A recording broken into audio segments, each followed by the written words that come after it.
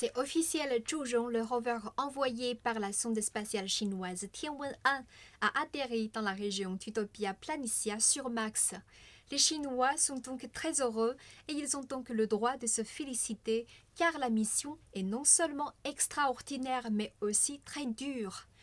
D'abord, c'est extraordinaire car Zhuzhong est réellement le tout premier rover non américain ayant réussi l'atterrissage sur Mars. Et puis, comme la sonde Tianwen-1 d'une masse d'environ 5 tonnes comporte un orbiteur, un atterrisseur et un rover, la Chine est désormais la première à déployer les trois engins en une seule et même mission. La mission est par ailleurs très dure et dangereuse. Nous avons tous entendu les fameuses 7 minutes de terreur, le laps de temps entre le moment où l'atterrisseur entre dans l'atmosphère martienne et la réception des données par l'équipe terrestre.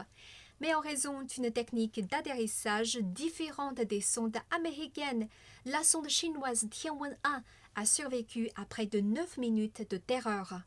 Pour déposer son rover en douceur sur Mars, la NASA avait opté il y a quelques mois pour un système de grue volante, alors que le module de descente chinois a utilisé les propulseurs pour ralentir sa descente. Une nouvelle technique employée signifie une nouvelle méthode mise à l'épreuve.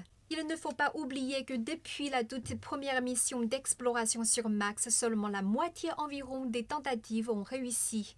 La mission Tianwen-1 en fait partie et mérite évidemment des applaudissements. Pour maximiser les chances de réussite, le site d'atterrissage a été fixé dans la région d'Utopia Planitia ou la plaine d'Utopie, un large bassin où s'est déposé en 1976 l'atterrisseur Viking 2. Utopie signifie une société idéale sans défaut. Nous souhaitons donc que Zhuzhong puisse trouver une utopie dans l'espace pour l'humanité.